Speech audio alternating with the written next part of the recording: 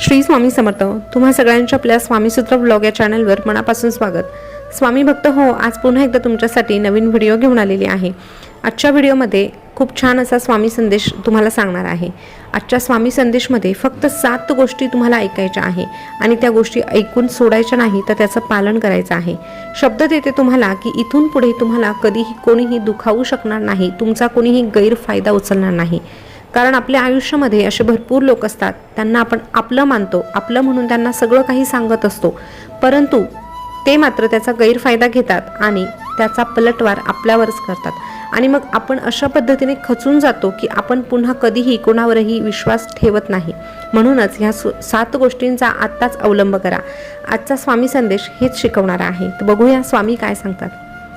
स्वामी सांगतात, हे बघ बाळा, तुझ्या आजूबाजूला खूप गर्दी आहे लोकांची, ठाऊक आहे आम्हाला, परंतु म्हणून तू सगळ्यांनाच आपलं समजू नको. कारण प्रत्येकाचे 2 चेहरे असतात.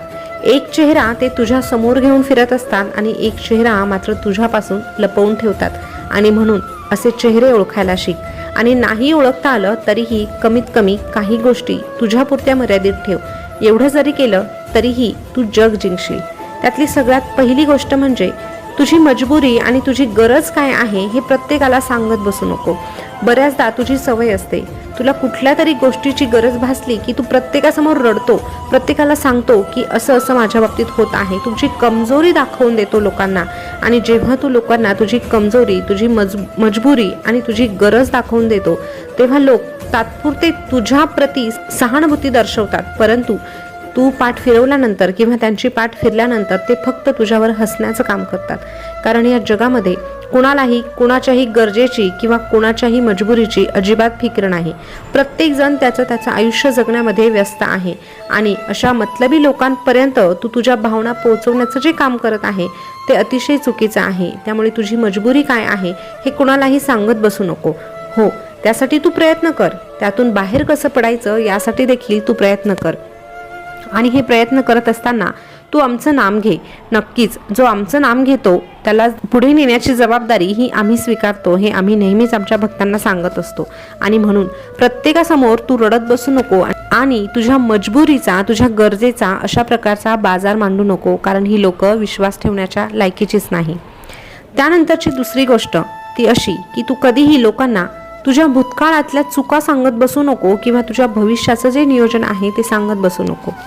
मान्य आहे, भूतकाळात तुझ्याकडून काही चुका झाल्या, परंतु त्या चुका तू स्वीकारल्या, त्या चुकांमध्ये तू बदल करण्याचा प्रयत्न करत आहे. आणि ज्या काही चुका झाल्या त्या तू मुद्दाम केल्या नाहीस, त्याची कारणं तशी होती आणि म्हणून त्या परिस्थितीत तू तसा वागला. जगाच्या नजरेत जरीही तू चुकीचं वागला असेल तरीही तुझी कारणं मात्र बरोबर होती हे तुला पटलंय. आणि तरीही तुझ्या त्या चुकांची तू माफी मागितलेली आहे आणि त्या ॲक्सेप्ट केलेल्या आहे आणि पुन्हा तशा चुका होणार नाही याची कबुली तू माझ्याजवळ दिलेली आहे. त्यामुळे तू निश्चिंत राहा. पण म्हणून तू लोकांना उठसूट असं सांगू नको की माझ्याकडून असं झालं, माझ्याकडून हे चुकलं, माझ्याकडून ते चुकलं.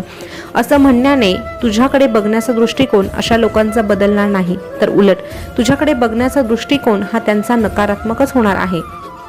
आणि हीच लोक उद्या 4 लोकांपर्यंत तुझ्या या चुका पोहोचवण्याचं काम करणार आहे. कारण तुझा भूतकाळ बदलणं हे तुझ्या हातात नाहीच, मुळी ते कोणाच्याच हातात नाही, परंतु तुझं भविष्य तुझ्या हातात आहे, तुझा वर्तमान तुझ्या हातात आहे.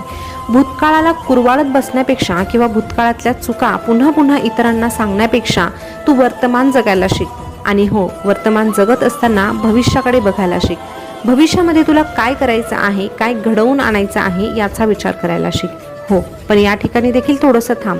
जेव्हा भविष्याचं नियोजन करणार आहेस तेव्हा देखील ह्या लोकांना तू सांगत बसू नको की मी भविष्यात असं करणार आहे, मी असं करणार आहे, मी भविष्यात घर घेणार आहे, की मी भविष्यात गाडी घेणार आहे, की मी भविष्यात दुसरीकडे जाणार आहे. अजिबात सांगण्याची गरज नाही. कारण ही लोक ना तुझा भूतकाळ सावरणार आहे ना तुझ्या भविष्याला आकार देणार आहे.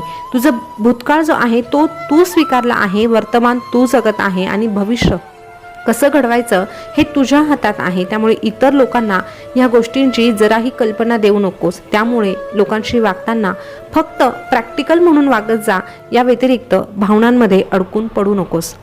त्यानंतरची पुढची जी गोष्ट आहे ती म्हणजे तुझ्या घरातील किंवा तुझे ज्यांच्याशी वादविवाद होतात हे प्रत्येकाला सांगत बसू नको. मग ती तुझी पत्नी असू दे, तुमचा पती असू द्या, तुमचे कोणीही नातेवाईक असू द्या. जर तुमचे त्यांच्याशी काहीतरी मतभेद होत आहे तर लगेच त्याचा बाजार मांडून इतरांपर्यंत ते पोहोचवण्याचं काम करू नका. कारण हीच ती लोक आहे जे आपलं म्हणणं ऐकून घेतात आणि दुसऱ्यांपर्यंत पोहोचवण्याचं काम करतात. त्यांचा प्रयत्न कधीही असा असणार नाही की ज्यांच्यामध्ये मतभेद झालेले आहे त्यांचे मन जुळवून आणावे. असा प्रयत्न ही लोक कधीही करत नाही. उलट यांच्यामधला जो दुरावा आहे तो वाढला आहे आणि तो अजून कशा पद्धतीने वाढेल यासाठीच ही लोक प्रयत्न करत असतात. म्हणून अशा लोकांपासून 4 हात लांब राहणं कधीही चांगलं. त्यानंतर तू किती कमावतो, तुझा पगार किती आहे, तुझा इन्कम किती आहे, तुझ्याकडे काय मालमत्ता आहे हे देखील लोकांना सांगण्याची अजिबात गरज नाही. कारण जेव्हा तुझा कमी पगार असणार आहे तेव्हा हीच लोक तुझी खिल्ली उडवणार आहे. पण जेव्हा तुझा जास्त पगार असणार आहे तेव्हा मात्र हे लोक तुझ्याकडे मदतीचा हात मागणार आहे. हो, ज्याला खरंच मदत आहे त्याला तू आवर्जून मदत कर. परंतु ज्या लोकांची तुला कल्पना आहे की ह्या लोकांना मदत करून फायदाच नाही अशा लोकांना मात्र तू कधीही मदत करू नकोस. तू जे काही कमावलं आहे ते तुझ्या कष्टाने कमावलेलं आहे हे विसरू नको. आणि प्रत्येक वेळेस तुझ्या मालमत्तेचा दिखावा करणं तू जर बंद केलं तर नक्कीच हे तुझ्या हिताचं ठरणार आहे. कारण ह्या जगामध्ये सगळेच लोक चांगल्या दृष्टीने बघणारे नाही तर नकारात्मक दृष्टीने बघणारेही लोक भरपूर आहे. म्हणून ही एक काळजी घे. त्यानंतर तुला जर तुझा वीक पॉईंट आणि स्ट्रॉंग पॉईंट माहीत असेल तर तोही कधीच कुणाला सांगू नको. बऱ्याच जणांना आपले वीक पॉईंट काय आहे हे माहीत असतं तर आपला स्ट्रॉंग पॉईंट काय आहे हे देखील माहीत असतं. पण आपण ह्या गोष्टी कधीही कुणाला सांगू नये. आपण आपला वीक पॉईंट जर लोकांना सांगितला ना तर लोक बरोबर तोच पॉईंट पकडतात आणि आपल्याला खेचण्याचा प्रयत्न करतात. तसंच स्ट्रॉंग पॉईंट पकडूनही आपल्याला फक्त ते मागे ओढण्याचं काम करतात. म्हणून ह्या 2 गोष्टी ह्या जगापासून नेहमी लपवून ठेव. त्यानंतर तुमचे मित्र कोण आहे आणि शत्रू कोण आहे हे देखील प्रत्येकाला सांगण्याची गरज नाही. मित्र भरपूर असावे पण शत्रू नसावे. आणि बऱ्याचदा असं होतं की आपण समोरच्या व्यक्तीला शत्रू मानत नाही परंतु ते लोक मात्र आपल्याकडे शत्रूच्याच दृष्टिकोनातून बघत असतात. आणि म्हणून ह्या लोकांच्या बद्दल कुणाकडेही वाच्यता करू नये. कारण तिसरी व्यक्ती ह्या गोष्टीचा फायदा उचलत असते आणि आपण ज्या काही गोष्टी बोलत नाही किंवा ज्या गोष्टी करतच नाही त्या देखील ह्या लोकांपर्यंत पोहोचवल्या जातात आणि मग त्या लोकांकडून आपल्याला नुकसान होण्याची शक्यता आहे. त्यामुळे शक्यतो मित्र कोण शत्रू कोण यावर चर्चा करण्यापेक्षा आपलं नातं ज्यांच्याशी आहे ते अगदी योग्य पद्धतीने निभावं, ते आपल्यापुरतं ठेवावं एवढंच या ठिकाणी सांगू इच्छितो.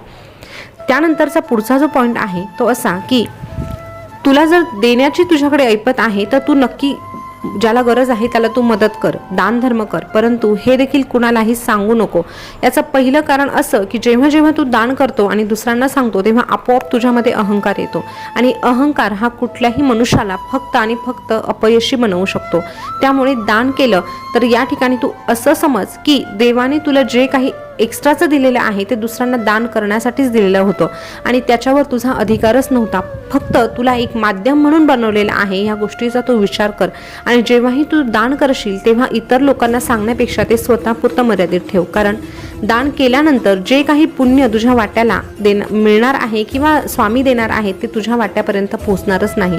कारण त्याचा ऑलरेडी तू त्या दानाची इतरत्र चर्चा करून त्याचं महत्त्व आधीच कमी केलेलं आहे. त्यामुळे जेव्हाही तू दान करशील तेव्हा फक्त तू तुझ्या आनंदासाठी करत आहे, दुसऱ्यांना मदत म्हणून करत आहे. त्यामुळे ही गोष्ट प्रत्येकाला सांगण्याची अजिबात गरज नाही. तर ह्या 7 गोष्टी जी कोणती व्यक्ती पाळते आणि त्याचं पालन आपल्या आयुष्यामध्ये रोजच्या रोज करते नक्कीच त्या व्यक्तीला कोणीही दुखावू शकत नाही. कोणीही अशा व्यक्तीच्या डोळ्यामध्ये अश्रू आणू शकत नाही. तर स्वामी भक्त हो, हे 7 जे मुद्दे होते ते तुम्हाला कसे वाटले कमेंटमध्ये नक्की सांगा. शंका असतील तर त्याही विचारा. पुन्हा भेटूया नवीन स्वामी संदेश सोबत. तोपर्यंत स्वस्त राहा, मस्त राहा आणि आपल्या स्वामीसूत्र ब्लॉग या चॅनलवरचे स्वामी संदेश ऐकत राहा. धन्यवाद.